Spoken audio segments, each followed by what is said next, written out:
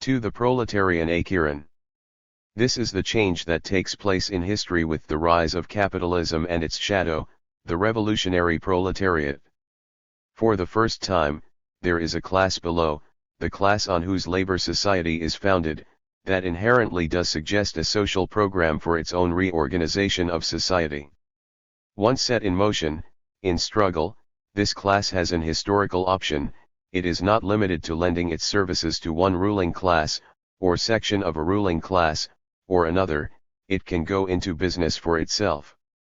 To be sure, it can still be controlled, for it is very young, and largely unformed, and often childishly stupid, and ill-educated, but how long can this adolescent giant be kept in short pants?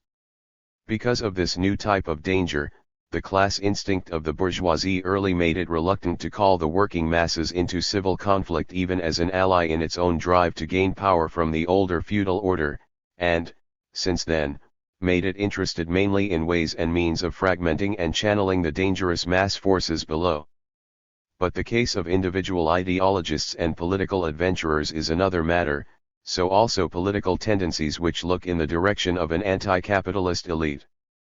Hence one of the characteristic differences among the bourgeois politicians is willingness to play with this fire, to one degree or another. Marx noted this, for example, in his thumbnail sketch of the French liberal politician Thiers who, after serving both Louis-Philippe and Bonaparte, carried out the task of massacring the Paris Commune. A professional revolutionist in that sense, that in his eagerness, of wielding power, he never scrupled, when banished to the ranks of the opposition, to stir the popular passions and provoke a catastrophe to displace a rival. The working class he reviled as the vile multitude one. This political type had a Virgilian tag, which was well enough known in Marx's day to be of interest now. It put the pattern in 6 vivid words: flectere si nequio superos, aciranta mobotu. If I cannot change the powers above, I shall set the lower regions aciran into motion. George Brandis' book on La Salle tells us that the would-be workers' dictator, weighing his political course, pondering the Achilles in his tent, mentally repeated to himself for nights and days the burden of Virgil's line. 3. The motto also came to Engels' pen as he contemplated the cowardice of the French liberals of a later day. The flectere si nequio superos, aciranta mubbo is not their business. They are afraid of the proletarian aciran. 4. Marx developed a new, third view of the proletariat, basically hostile both to the Olympian view of the ruling class and the acirantic view of the would-be ruler. 3. The new principle. The classic formulation of the self-emancipation principle by Marx was written down in 1864 as the first premise of the rules of the First International, in fact, as its first clause. Considering that the emancipation of the working classes must be conquered by the working class themselves. 5. And it was from this source that the phrase became famous, being repeated also by various elements who did not believe a word of it. Later on, Engels rightly predated the conception to the very beginning. Our notion, from the very beginning, was that the emancipation of the working class must be the act of the working class itself, he wrote in a preface to the Communist Manifesto, slightly varying the formulation, as did Marx also in his critique of the Gotha Program 6. From the very beginning of Marxism, he means. But if we sketch Marx and Engels' course before they arrived at this keystone principle of the self-emancipation of the proletariat, we will put it into context. For it was then an unknown principle, previously almost unthinkable. There was nobody from whom to adopt it. Marx had to invent it himself or reinvent it.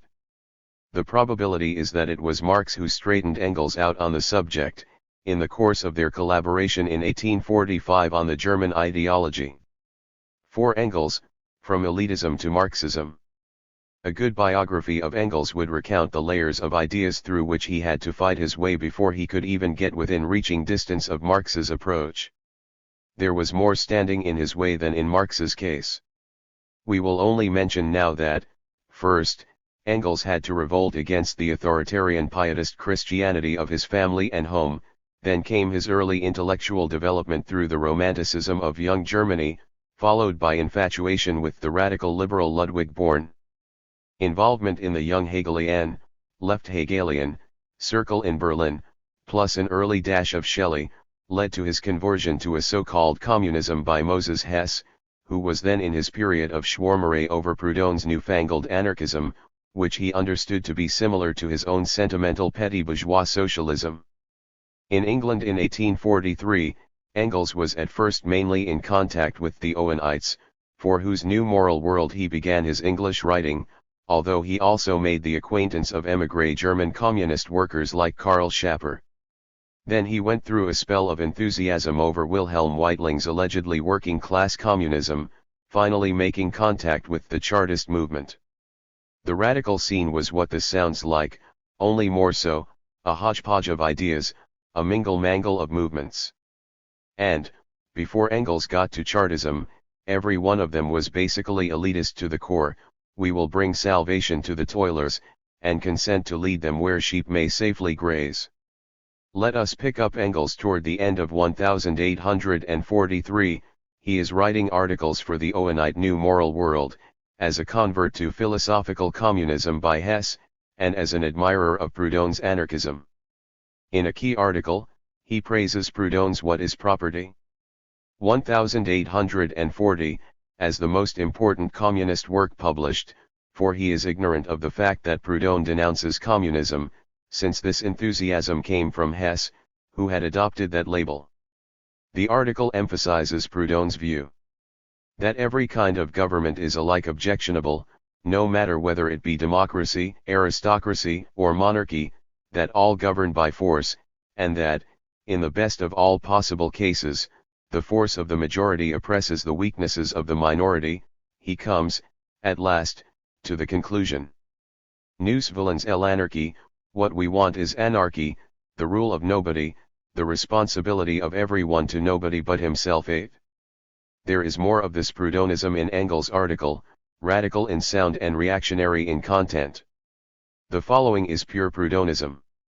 Democracy is, as I take all forms of government to be, a contradiction in itself, an untruth, nothing but hypocrisy, at the bottom.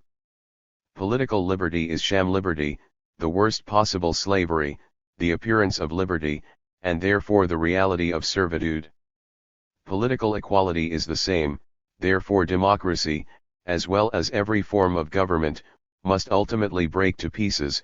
We must have either a regular slavery, that is, an undisguised despotism, or real liberty, and real equality, that is communism.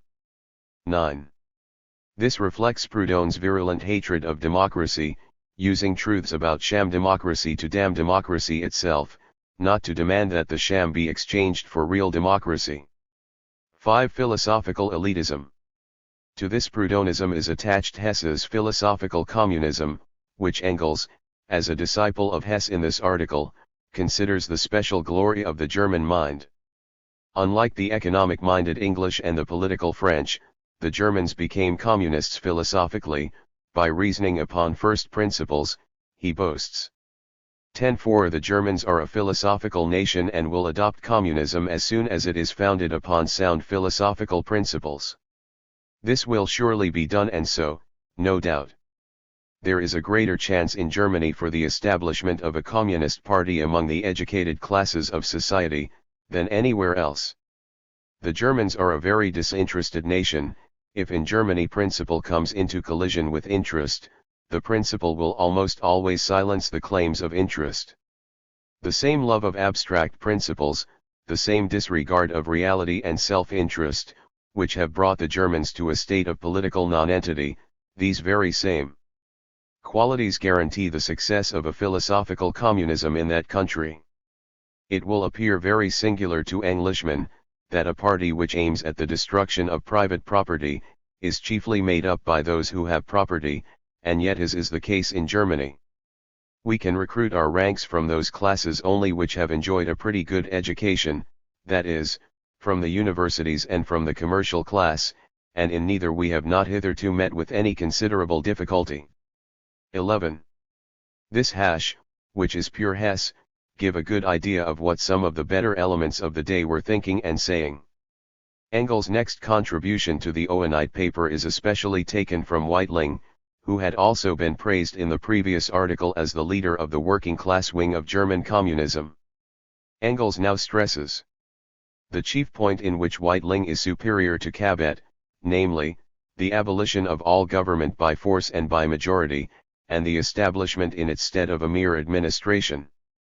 And the proposal to nominate all officers of this administration, not by a majority of the community at large, but by those only who have a knowledge of the particular kind of work the future officer has to perform, and, one of the most important features of the plan, that the nominators are to select the fittest person, by means of some kind of prize essay. 12. All this asterisk will give an idea of the thinking of the radical world into which Marx came.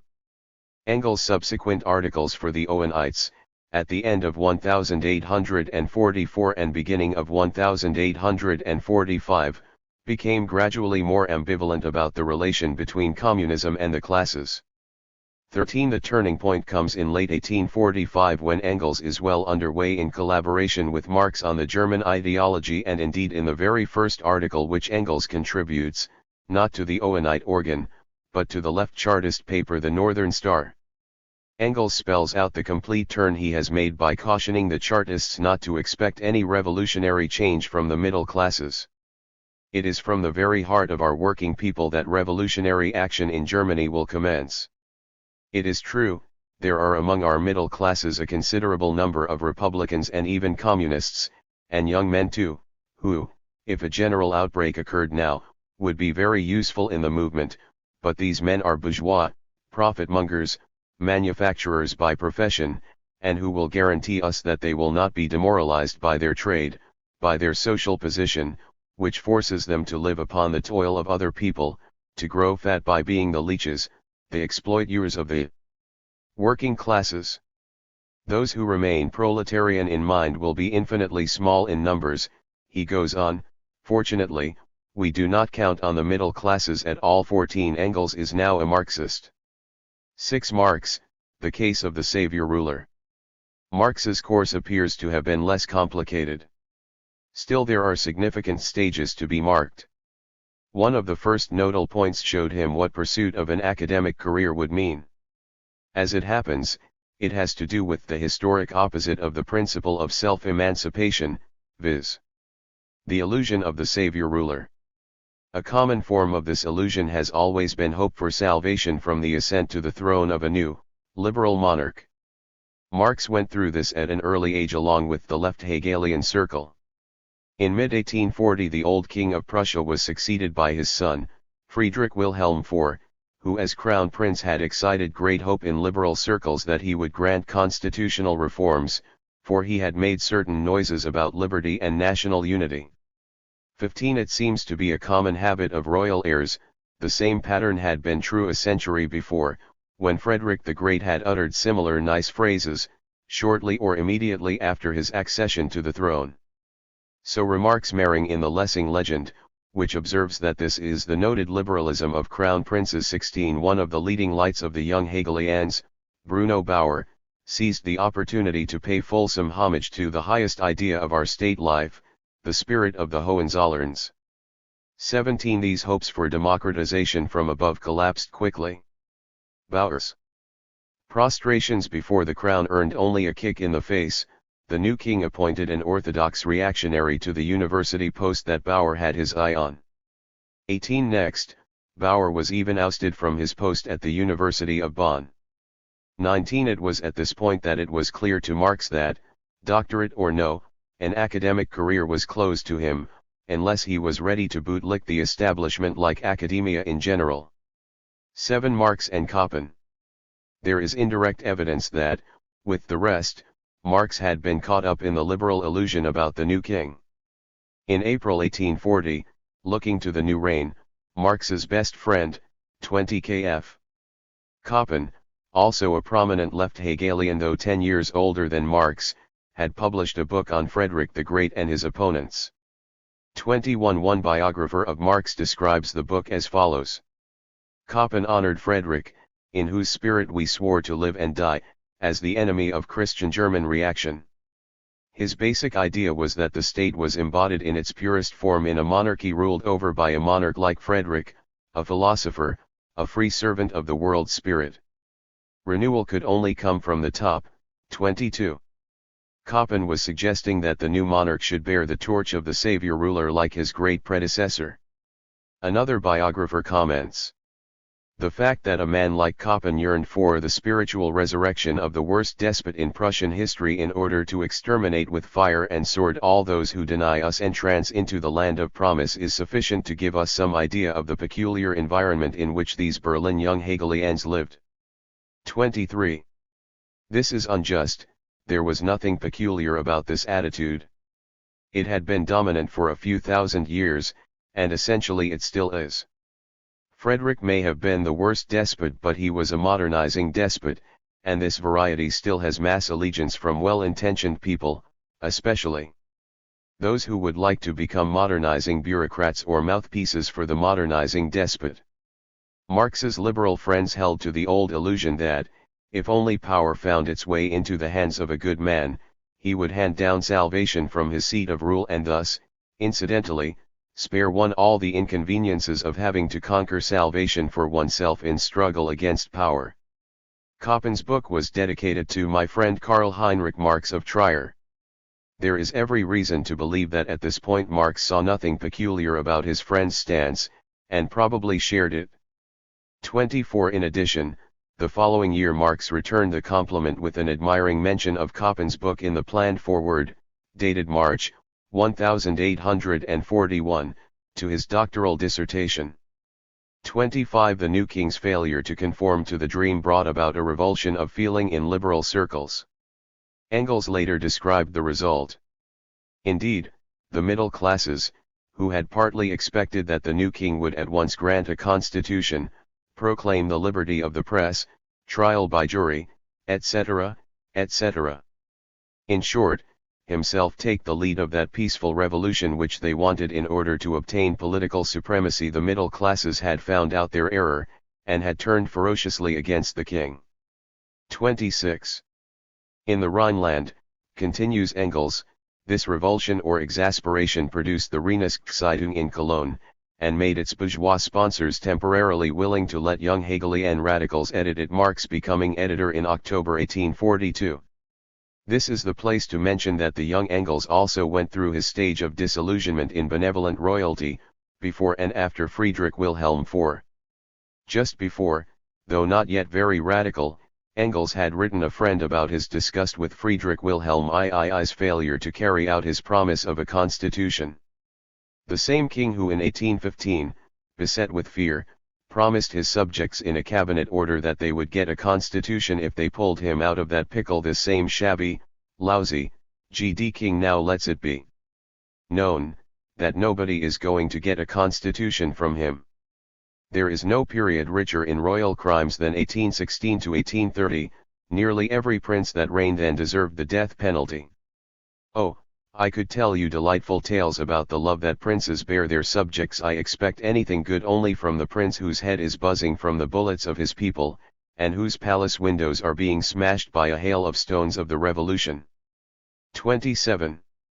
After the accession of the new king in 1840 and the above-mentioned revulsion, Engels published an essay attacking the king's political and social views and warning that a free press and a real parliament would not be granted by the monarch but would have to be won by the people. It closed with a hint that Prussia was nearing its 1789. 28. All this merely taught the liberals not to expect much from this particular monarch. By nature, liberalism typically seeks reform by seeking the ear that is connected to the hand that holds the levers of power. But for Marx the lesson bit deeper. It was his last illusion in the savior ruler. 8. The servile state and academia. Marx later summarized the whole episode in hindsight at a point, May 1843, when he was in midstream of the passage from radical democracy to communism. The king's liberal speeches and outpourings did signify a desire to bring life into the state, if only his own variety of backward-looking life, old German fancies, but when even this variety of change threatened to open the gates to other changes, the old bureaucratic despotic system soon killed these un-German activities. It was a miscarried attempt to transcend the Philistine state on its very own basis. 29. One was only mistaken for a while in considering it important which wishes and thoughts the king would come out with. This could not change anything in substance. The Philistine is the stuff making up the monarchy, and the monarchy is always only the king of the Philistines. He can make neither himself nor his people into free, real men, if both sides remain what they are. 30. Since it was impossible for the state to abandon its own basis and pass over to the human world of democracy, the inevitable result was regression to the old fossilized servile state Dienerstaat, in which the slave serves in silence and the owner of the land and the people rules as silently as possible simply through a well-trained, quietly obedient servant staff. Neither of the two could say what they wanted, neither the former, that they wanted to become men, nor the latter that he had no use for men in his land. The only recourse, therefore, is to keep silent. Muta pecora, prona et ventri obedientia. The herd is silent, submissive, and obeys its stomach. 31. Therefore, the self-reliance of men freedom would first have to be reawakened in the hearts of these men. Only this consciousness, which vanished from the world with the Greeks and into the blue mist of heaven with Christianity, can again turn society, Gesellschaft, into a community, Gemeinschaft, of men to achieve their highest purposes, a democratic state. 32. For Marx, the freedom of self-reliance meant not only the abandonment of the savior-ruler illusion, but also the decision to abandon the road of scholarship in the university world. For that road was possible only by accepting a life of silent submission to the servile state, refraining from giving battle to ensconced power, burying one's nose in scholarly busy work and profound thoughts, while injustice and inhumanity reigned outside the stained glass windows. 9. Marx, the Promethean spirit. If the course of the professional panderer to power was impossible for Marx, this was by no means simply determined by history or social forces, which do not determine this or that individual. It was demanded by Marx's total personality, combined with his intellect, the two conditioned by the times. Marx's theories, to be sure, can be held by anyone, once developed, but the way they were developed and the form in which they were expressed were all heavily influenced by the impact of Marx's personal character. The steel core of that character has been portrayed for all time by Marx's favorite poet-dramatist, alongside Shakespeare, Aeschylus, in Prometheus Bound. Aeschylus does not really attempt to explain why Prometheus, insisting on serving humanity whom the new gods would destroy, refuses to bow the neck to Zeus, to power like everyone else and as all his well-wishers advise him to do. That is simply the fatality of his character. It was also Marx's, and as far as anyone can tell, he seems to have been born with it, as his intelligent father early recognized. Marx himself made the connection in preparing for publication the first child of his thought, his doctoral dissertation. Although its subject was Democritus and Epicurus, in writing the foreword Marx handed the center stage over to Prometheus. The foreword ends with the invocation of Prometheus' defiance to authority. Prometheus' admission, in sooth all gods I hate, is philosophy's own admission, its own motto against all gods, heavenly and earthly, who do not acknowledge the consciousness of man as the supreme divinity. There must be no God on a level with it. Prometheus says, I shall never exchange my fetters for slavish servility, 'tis better to be chained to the rock than bound to the service of Zeus. Prometheus is the noblest of saints and martyrs in the calendar of philosophy. 33. The defiance of the closing sentence alarmed friend Bruno Bauer as unnecessary temerity. 34. An unconscious echo of the very counsels of timorous prudence to Prometheus by the leader of the chorus. The dissertation itself had not mentioned Prometheus, although in his workbooks for it Marx had written. As Prometheus, who stole fire from heaven, began to build houses and establish himself on the earth, so philosophy which has extended itself into the real world turns against the apparent world. 35. Prometheus scarcely appears again in Marx's writings, and the above passages were never published in Marx's lifetime. But the comparison was not lost upon those who knew him. When the government closed down the Reinigungszeitung, A contemporary cartoon depicted Marx as Prometheus bound to a printing press while the Royal Prussian eagle gnaws at his vitals. 38. The last issue of the paper carried an unsigned farewell poem, ending on the Promethean note. Our mast blew down, but we were not affrighted, the angry gods could never make us bend. Columbus too at first was scorned and slighted, and yet he saw the new world in the end. Ye friends, who cheer us till the timbers rattle, ye foes, who did us honor with your strife, will meet again on other fields of battle. If all is dead, yet courage still is life. 39. More amusing but not less indicative is the evidence of the impression which Marx's character made on his young associates. There is a long satiric epic, protesting against the dismissal of Bruno Bauer, which Engels wrote before he knew Marx personally, containing versified portraits of the prominent young Hegelians. The passage devoted to Marx goes approximately as follows, in limping hexameters. Then who, with fearsome rage, comes rushing thereupon?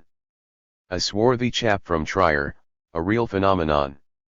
He neither walks nor skips but springs up in the air, and storms about with red-hot fury as though to tear down to the earth the far-hung tent of the broad sky. His arms he stretches up to seize the winds on high. With angry fist upclenched, he rages without rest, as if 10,000 flaming demons him possessed. 40. The portraits in this epic are frankly friendly caricatures. The young Engels was a talented cartoonist, but there is no doubt of what kind of character is being caricatured. 10. Choice and character. And so it was history and the state of society which, in 1841, presented Marx with the choice, submit to power, or break with power. But it was Marx's character which made the choice a foregone conclusion. Such a character will naturally always excite a variety of reactions. After all, many in the audience are in the position of Hephaestus, who, weeping salt tears very liberally, is the one who actually fetters the hero in chains, protesting it is against his will. The dirty job must be done, he whines to power, but don't push me too hard. More are in the position of Oceanus, who delivers himself of sage advice. I would admonish thee to prudence, see what are the wages of too bold a tongue. Thou hast not learned humility, nor to yield to evils. He will try to negotiate peace with Zeus, but meanwhile, do thou keep thy peace, and restrain thy blustering speech. Others are in the position of the leader of the chorus, who has his own diagnosis of the hero's sins. Care not for mortals overmuch, whilst you neglect your own profit. 41. In other words, get a well-paying job instead of wasting your time in the British Museum. Then also in the audience are the descendants of Hermes, the lackey of Zeus, who thinks anyone who does not cringe before power is simply stark mad, the very best frame of mind for a lackey.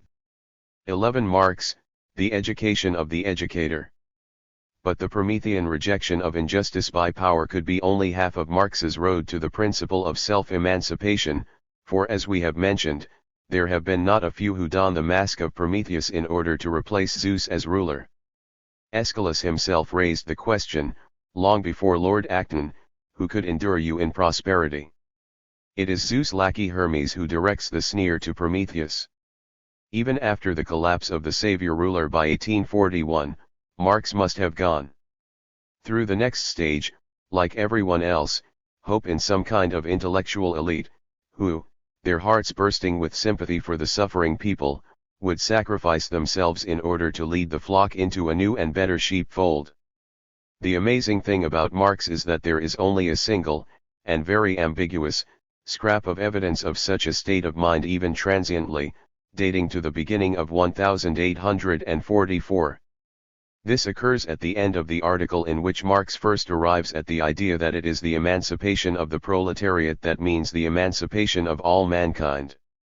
Then there is the sentence, the head of this emancipation is philosophy, its heart is the proletariat. 42. Taken by itself, this sentence is compatible with the tradition of an intellectual elite which conceives itself to be the head of the movement, with the masses making up the troops. On the other hand, this interpretation is difficult to reconcile with the whole train of thought for pages before, which it merely summarizes. Marx had already explained, as philosophy finds its material weapons in philosophy, and the emancipation in question must be based on the theory proclaiming that man is the highest essence of man, etc. These and many other expressions indicate that, by philosophy, Marx literally means theory, and not the philosophers, that is, the intellectuals. 43 Yet it is certain that even Engels understood the sentence in more or less the traditional elitist sense, which Engels himself still held, and certainly it would have been an extraordinary feat if Marx had managed to skip the stage entirely. But what is not in doubt is that the general trend of Marx's thinking went the other way from the very beginning. As early as his pre-socialist writings in 1842 for the Reinigungszeitung, in fact in his first published article, on freedom of the press, we find the following retort to a legislator who argued in the Diet that man is naturally imperfect and immature and needs educational guidance. For him true education consists in keeping man swaddled in the cradle all his life, since as soon as man learns to walk he also learns to fall, and only through falling does he learn to walk. But if we all remain children in swaddling clothes, who is to swaddle us? If we all lie in the cradle, who is to cradle us? If we are all in jail, who will be the jailer? 45. This extension of quis custodiet ipsos custodes is already the fundamental answer to all the arguments, old and current, for educational dictatorships. It already implies that emancipation is not a form of graduation ceremony, getting the diploma from teacher for passing the exam, but rather it is a process of struggle by people who are not yet ready for emancipation, and who can become ready for emancipation only by launching the struggle themselves, before anyone considers them ready for it. 11. Theory and theoretician. This is the principle which Marx set down in the spring of 1845 in the third of his theses on Feuerbach, one of the jottings in which he attempted to clarify a new world outlook for himself. The crux of the third thesis is that it asks the question, who will educate the educator? It goes directly to the elitist concept of the role of the educated bringer of socialism to the uneducated masses. Naturally, Marx does not question the matter of fact that it is the educated who have raised the idea of socialism before the masses. That is how it begins, but it cannot be merely a one-way relationship.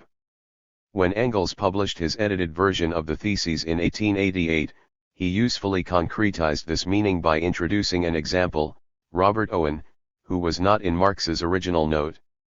It was Owen's type of materialism which one-sidedly emphasized that men are the products of their environmental circumstances and upbringing, and which concluded that to change men for the better, one had to change the environmental circumstances and upbringing.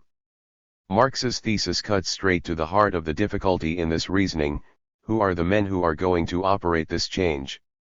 These men apparently stand exempt from the very law they enunciate, for they, who are also the product of their environmental conditioning, are going to act to change the world which conditioned them. Prometheus was able to change men from the outside, because he was himself a god, but Owen's, and Marx's, problem is harder than his. Who are these educators to be, and how do they come into being? Owen's implied answer is very simple: they are people like me, who just happen to get the idea, plus others whom I convince with its inexorable logic. Against this, Marx's thesis points out, 1. That it is essential to educate the educator himself, and, 2. That until this educator is himself changed, educated, one cannot overcome the division of society between rulers and ruled. The materialist doctrine concerning the changing of circumstances and upbringing, that men are products of circumstances and upbringing and that therefore changed men are products of other circumstances and changed upbringing, forgets that circumstances are changed by men themselves, and that it is essential to educate the educator himself. Hence this doctrine must necessarily have the effect to divide society into two parts, one of which is superior to society. For example, in Robert Owen, the coincidence of the changing of circumstances and of human activity or self-changing can be conceived and rationally understood only as revolutionary practice. How then are the educators to be educated, and, for that matter, how do the uneducated become educators? How does this whole two-sided process of self-changing take place? Marx's answer is, by revolutionary practice. One learns to revolutionize society even as one revolutionizes oneself. One learns to revolutionize oneself by trying to revolutionize society. For the working class, it is a process in which two sides interpenetrate. A mountain climber, making his way up a chimney formation, can understand it better than a metaphysician. This, the third thesis, is the philosophic formulation by Marx of the basis of the principle of self-emancipation. It represents the first time in socialist thought that theory turns around to take a hard look at the theoretician. 12. The rejection of humanitarian philanthropic elitism. The third thesis entails, or leads right into, rejection of the whole humanitarian philanthropic attitude toward the masses of people, which was typical not only of Owen and the utopians, but also of all the other pre-Marxian socialists to one degree or another. There are many reasons why the masses need protection from their friends, but the greatest of these is charity. In the long run, a people can be held in subjection most effectively not by brute force but by gutting them of the capacity to fight for themselves. Saint Peter explained it long ago, for charity shall cover the multitude of sins. It was explained also in Deuteronomy, for the poor shall never cease out of the land, therefore I command thee, saying, Thou shalt open thine hand wide unto thy brother, to thy poor, and thy needy, in thy land. Therefore has been italicized here since it explains the practical reason for this holy injunction. Marx's burst of indignation at this sociological strategy of Christianity was directed, in 1847, at a pious Prussian who sermonized that if only those whose calling it is to develop the social principles of Christianity do so, the communists will soon be put to silence. The social principles of Christianity have now had 1800 years to develop and need no further development by Prussian counselors.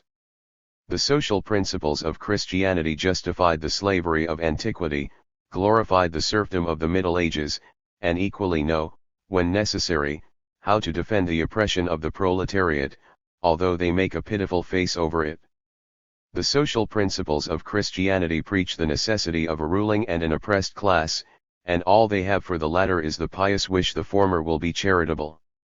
The social principles of Christianity transfer the counselor's adjustment of all infamies to heaven and thus justify the further existence of those infamies on earth. The social principles of Christianity declare all vile acts of the oppressors against the oppressed to be either the just punishment of original sin and other sins or trials that the Lord in his infinite wisdom imposes on those redeemed. The social principles of Christianity preach cowardice, self-contempt, abasement, submission, dejection, in a word all the qualities of the Canaile, and the proletariat, not wishing to be treated as Canaile, needs its courage, its self-reliance, its pride and its sense of independence more than its bread. The social principles of Christianity are sneakish and the proletariat is revolutionary. So much for the social principles of Christianity. 48. In this passage, the authentic Promethean spirit of self-reliant defiance is transferred from the bosom of a God filled with love of mankind to the proletariat itself. Prometheus plus Spartacus equals the starting point of Marxism *. 13. The class character of charity. From here on, Marx's war against humanitarian philanthropic socialism is unremitting. Engels had anticipated it partly in his earlier Condition of the Working Class in England, in a passage attacking the charity system. Your self-complacent, Pharisaic philanthropy which gives the victim 100th part of what has been plundered from his labor. Charity which degrades him who gives more than him who takes, charity which treads the downtrodden still deeper in the dust, which demands that the degraded, the pariah cast out of society, shall first surrender the last that remains to him, his very claim to manhood, shall first beg for mercy before your mercy deigns to press, in the shape of an alms, the brand of degradation upon his brow. 50. This first book of Engels, is one of those germinal works of which it can be said, as Rupert Brooke did in another connection, that thoughts go blowing through them, are wiser than their own. By 1847 Engels was more direct. An article of his on the literature of the then prominent petty bourgeois true socialist tendency starts with a mortal thrust at one Carl Beck's Songs of the Poor Man, which begins with a poem addressed to the House of Rothschild. The poet does not threaten the destruction of the real power of Rothschild, and the social conditions on which it is based. No, he wishes only it should be used philanthropically. He laments that the bankers are not socialistic philanthropists, not sentimental visionaries, not benefactors of humanity, but just bankers. Beck sings the praises of this cowardly, petty bourgeois misère, of the poor man, the pauvre honteux, with his poor, pious and contradictory desires, the little man in all his forms, not of the proud, menacing and revolutionary proletarian. 51. About the same time, in The Poverty of Philosophy, Marx included a pungent page devoted to the humanitarian school, which seeks, by way of easing its conscience, to palliate even if slightly the real contrasts. It sincerely deplores the distress of the proletariat, the unbridled competition of the bourgeois among themselves. It counsels the workers to be sober, to work hard and to have few children. It advises the bourgeois to put a reasoned ardor into production. The philanthropic school is the humanitarian school carried to perfection. It denies the necessity of antagonism. It wants to turn all men into bourgeois. The philanthropists, then, want to retain the categories which express bourgeois relations, without the antagonism which constitutes them and is inseparable from the. They think they are seriously fighting bourgeois practice, and they are more bourgeois than the others. 52. The Communist Manifesto repeats this more concisely under the head of the bourgeois socialism, by which is meant bourgeois social reform, for in the pre-1848 period socialism was still a common label simply for reformatory concern with the social question. Besides Proudhon, who is specifically mentioned.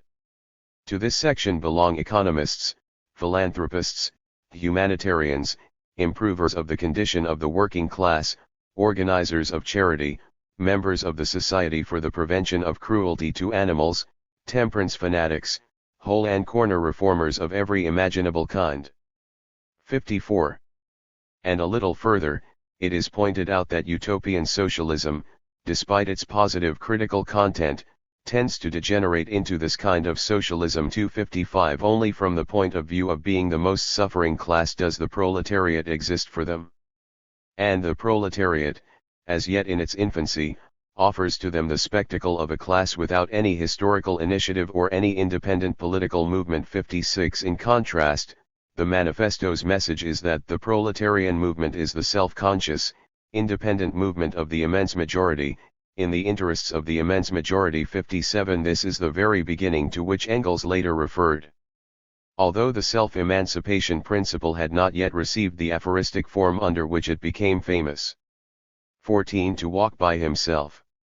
Henceforward the principle weaves through the analyses of Marx and Engels as an integral part of their thought.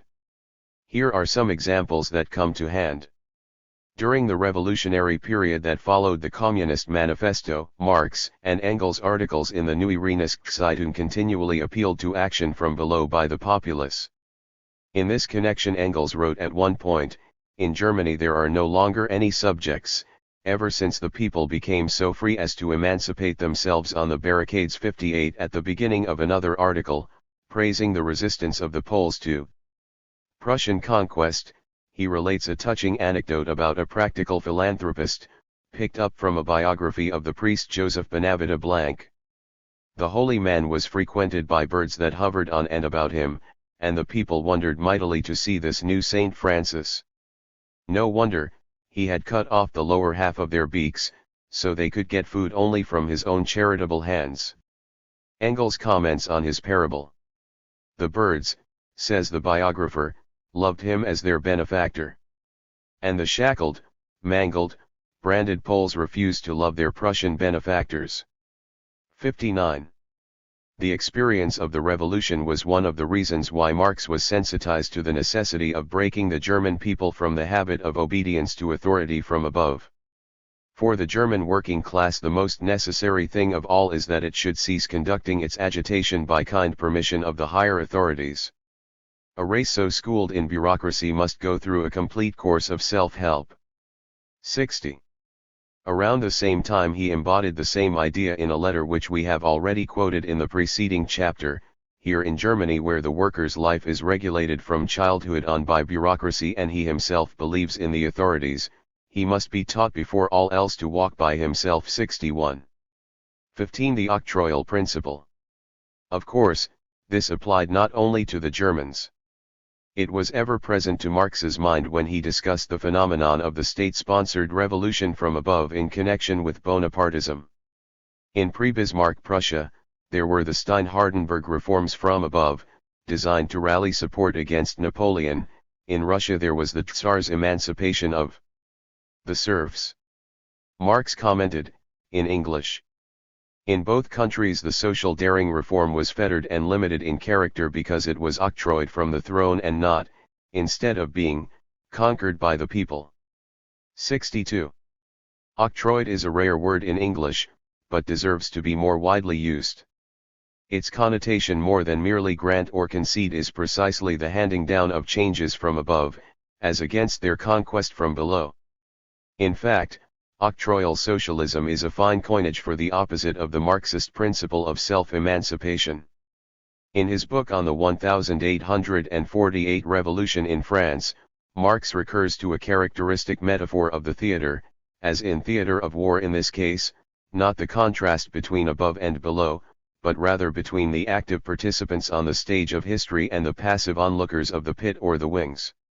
On the first stage of the revolution, instead of only a few factions of the bourgeoisie, all classes of French society were suddenly hurled into the orbit of political power, forced to leave the boxes, the stalls and the gallery and to act in person upon the revolutionary stage. 63. On the peasantry who were momentarily set into motion to give Bonaparte his election victory of December 10, 1848. For a moment active heroes of the revolutionary drama, they could no longer be forced back into the inactive and spineless role of the chorus. 64. This metaphor illuminates Marx's concept of the revolution from below as self-emancipation.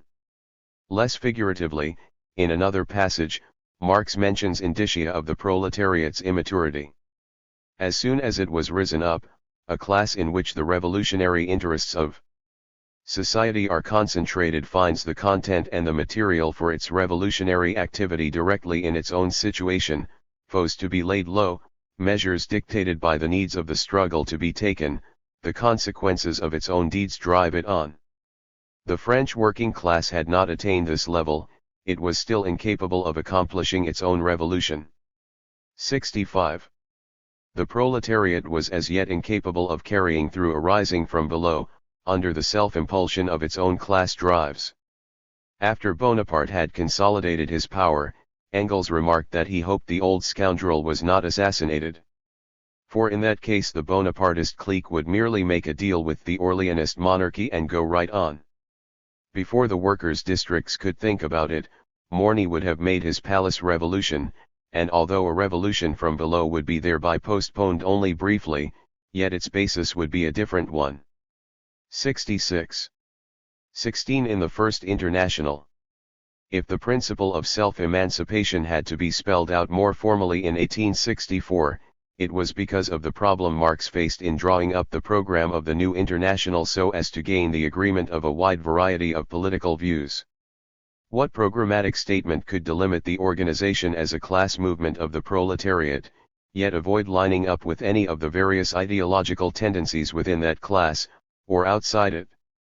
The very concept of a class program which was not a sect program, not the program of a Marxist sect either, was itself a basic Marxist concept, but for this the movement was ready. The preamble to the rules was Marx's solution, beginning with the clause on self-emancipation which we have already quoted. The principle was so deceptively simple that naturally academic historians of socialism never got the point till years afterwards. Thus the eminent Belgian historian Émile de Lavallee, one of those who, Engels rightly remarked, spread nothing but lies and legends about the history of the International 67, wrote in Le Socialisme Contemporain in 1881. The International also affirmed that the emancipation of the laborers must be the work of the laborers themselves. This idea seemed an application of the principle of self-help. It enlisted for the new association, even in France, the sympathies of many distinguished men who little suspected how it was to be interpreted later on. This affords a new proof of the fact frequently observed, that revolutionary movements always go on increasing in violence. The originators of the movement are replaced by the more fanatical, who, in their turn, are pushed aside, until the final abyss is reached to which wild revolutionary logic inevitably leads. 68. In contrast to this liberal ignoramus, the viciously reactionary historian of the International, Edmund Villiers, understood very quickly that the militants of the International were so wildly fanatical as to believe exactly what the principle of self-emancipation said. No idea, without excepting perhaps their hatred of capital, he charges, entered more passionately into their heads and hearts. He quotes one of the French militants who were arrested as internationalists by the Bonaparte government. "We have proclaimed sufficiently, that we no longer wanted deliverers, that we no longer wished to serve as instruments, and that we had the pretension to have knowledge of the situation, to understand our interests as well as anyone." 69. Once launched, the principle kept recurring in the documents of the International, whether written by Marx or others.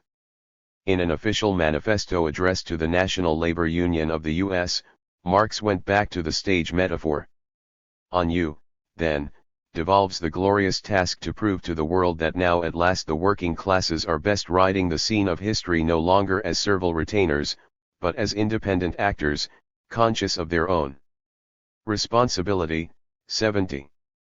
In a manifesto denouncing the shooting of strikers in Belgium, Marx granted that the Belgian capitalist was so liberty-loving that he has always indignantly repulsed any factory law encroaching upon that liberty. He shudders at the very idea that a common workman should be wicked enough to claim any higher destiny than that of enriching his master and natural superior. He wants his workman not only to remain a miserable drudge, overworked and underpaid, but, like every other slave-holder, he wants him to be a cringing, servile, broken-hearted, morally prostrate, religiously humble drudge. Hence his frantic fury at strikes. With him, a strike is a blasphemy, a slave's revolt, the signal of a social cataclysm. 71. At a General Council discussion on the Irish question, in the course of a long speech attacking English policy, Marx put it sententiously, "The old English leaven of the conqueror comes out in the government statement, we will grant, but you must ask." 72. In other words, the octroyal attitude of the master. 17. Do-it-yourself movement. Not drafted by Marx but by other members of the council, was an address calling for an independent labor press. Benjamin Franklin is reported to have said, "If you want a thing done, and well done, do it yourself," and this is precisely what we must do. We must take the work of salvation into our own hands. In order to guard against deceitful friends, we require a press of our own. 73. The historian Royden Harrison remarks that the influence of the International and of Marx himself upon the Land and Labor League is nowhere more clearly in evidence than at its address, modeled after Marx's, which appealed. There is one, and only one, remedy. Help yourselves. Determine that you will not endure this abominable state of things any longer, act up to your determination, and it will vanish. We are many, our opponents are few.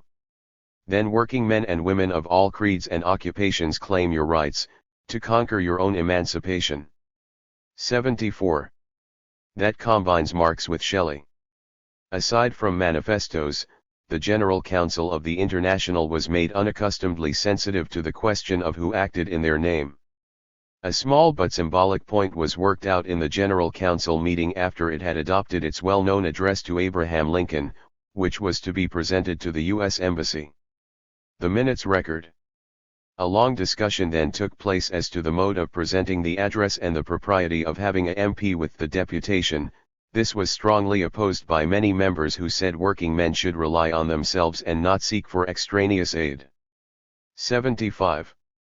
The motion that was passed limited the delegation to council members. Marx related to Engels. Part of the Englishmen on the committee wanted to have the deputation introduced by a member of parliament since it was customary. This hankering was defeated by the majority of the English and the unanimity of the Continentals, and it was declared, on the contrary, that such old English customs ought to be abolished. 76. There were other symbolic tests.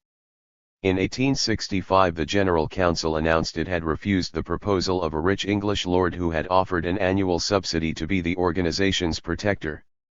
77 The question of Tory gold was going to be an issue of self-emancipation all through the century. 18 Anticipations of future problems. The outbreak of war in 1870 and the Paris Commune in 1871 brought the question of self-emancipation out of the manifestos and into reality. Later. This is reflected in Marx's analysis of the nature of the commune state. Here we mention some smaller but anticipatory reflections. In the second address of the International on the War, Marx already points to that fact about the newly formed republic of liberal politicians which excites his misgivings. It is the fact that it has been engineered from above, that Bonapartism was not subverted, which means overturned from below, but only replaced. The republic has not subverted the throne, but only taken its place become vacant. It has been proclaimed, not as a social conquest, but as a national measure of defense.